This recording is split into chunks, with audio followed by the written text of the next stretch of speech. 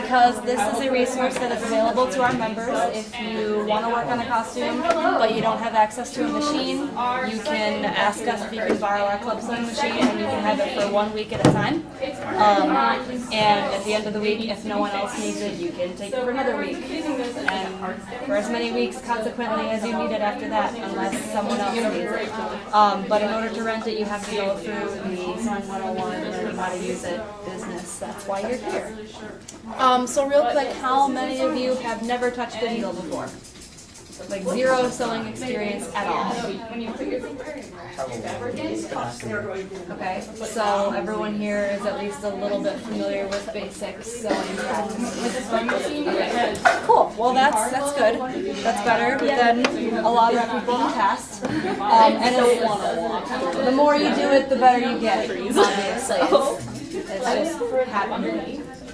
So this is kind of an older model. It's a Brother machine, which is a subset of Singer, which is the most popular brand of sewing machines. Pretty basic and straightforward if you've seen a sewing machine before. It's got all the stitches here on this blue part. It's got basically your standard selection of different stitches.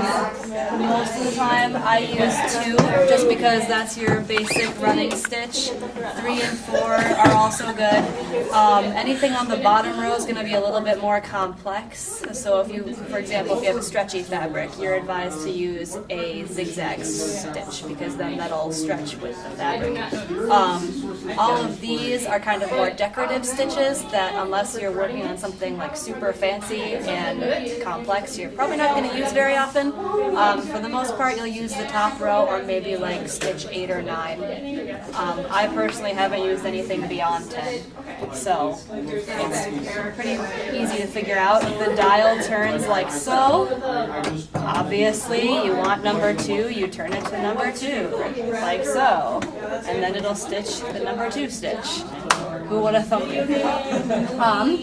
So that's the stitch options on this machine.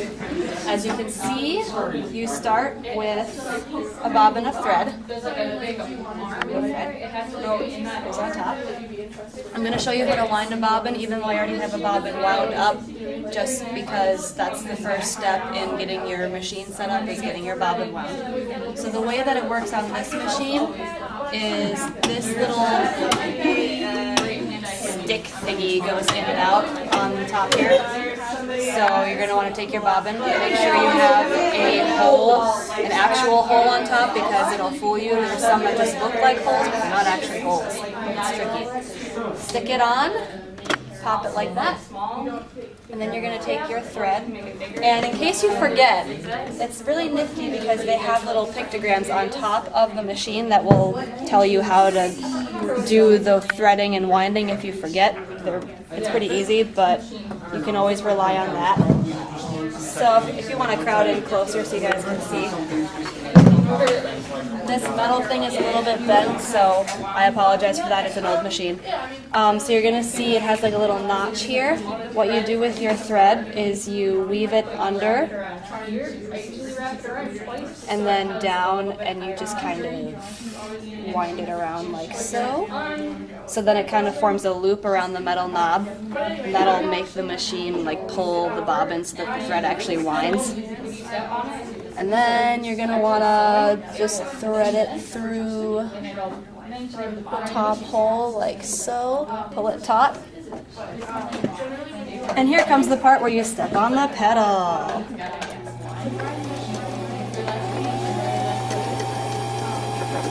And it'll wind your bobbin for you. And sometimes it jams. It's an old machine. You don't have to wind the bobbin all the way if you don't want to. It depends how much you're actually sewing. If you're sewing like an entire dress, you're going to want a whole bobbin. But if you're just doing a quick little patching up a hole or something, you probably won't need a whole bobbin. So that's how to wind the bobbin. On the bottom here is the bobbin chamber, as you can see, where our little bobbin has its home. And it's very important to install it right, because if you don't install this right, your machine is going to yell at you and whine and complain it's not going to work for you. So again, with the pictorial references, if you forget how to do it, it has kind of an explanation in pictures on the bottom. When you look in the bobbin chamber, you'll see like a metal ring on the inside if you want to crowd in and look. This metal ring is important because there's a notch right here, and you have to make sure that you thread your string through that notch before you pull the bobbin taut, because if you don't get it in that notch, your bottom thread is not going to catch. So it's very important. I always like to remind myself how to load it in by like thinking of it as the letter P. You want it to look like it's the letter P. You want the string hanging on this side of the bobbin when you load it. So you place it in there, and you make sure that the thread catches on the little notch. And then you just lay it. Replace the bobbin cover like so. And then your bobbin is loaded. Pretty simple. And to thread the top thread, it's a lot easier. All you have to do is take the thread, loop it under, down,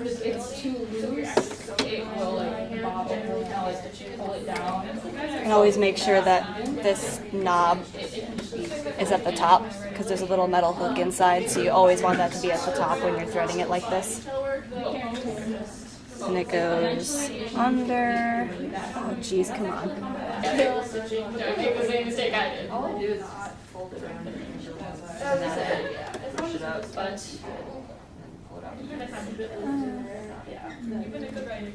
So did everyone see that? Under and then up around the hook. And then you have your thread like appropriately threaded, but you have to put it through the needle in order for it to actually sew, which is by and far the most difficult part of the process because the needle eye is tiny. So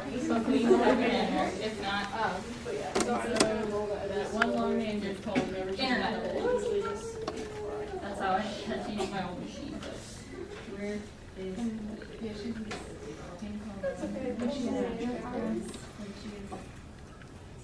Hippie, yay, you have it threaded. But you are still not ready to sew yet because there's one more step that you have to do. In order to begin your sewing process, you have to catch the bottom thread on the needle so that it pulls it up through, and that way you'll have two threads going. If you don't do that, you're going to be only sewing with the top thread, which I've done before. It doesn't work. It doesn't actually sew your garment pieces together. So how you do that is, first step, pull both of your thread strings taut on your side here. You take this handy little dial on the side of the machine, and you just kind of want to turn it until the needle goes down inside the bobbin chamber. Pull it back up, and then you take the top string, pull it up, and does everyone see how this works? How you can see how the bottom thread has been caught on the top string. You're going to want to just pull it through, and then when you have the bottom thread on top of the sewing foot, that's how you know you did it right. And then you're ready to begin sewing. Now, commandment number 2 of sewing machines. Always put the foot down when you start sewing, because I have also done that. I've sewed an entire tie without the foot down, and it was not pretty. So the way to do that is on the side underneath here, there's a little plastic lever, and you just put it down. Take the foot up, like that, down, like so. And then, to sew, you just step on the pedal.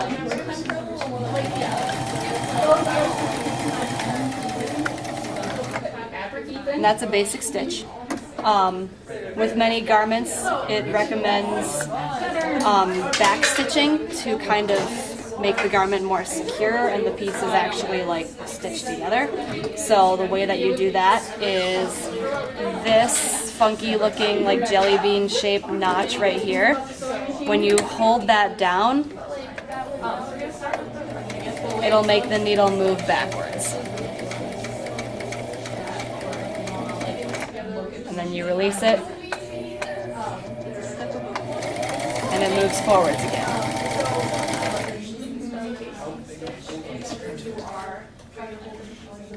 And that's pretty much it.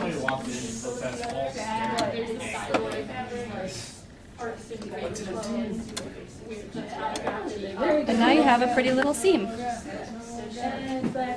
anyone have any questions? If anyone wants to try it with swatch of fabric, we have plenty. Question for demonstration purposes. Yeah, sure. What's this knob? Because that's basically the only thing left on the machine. Excellent question, Claire. This knob is something that we like to call tension, which is different on every machine.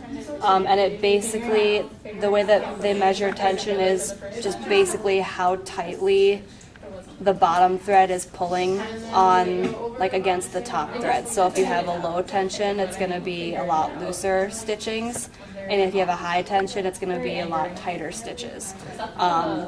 My experience, I don't touch this at all, ever. Like, the machine should come factory set with the appropriate level of tension.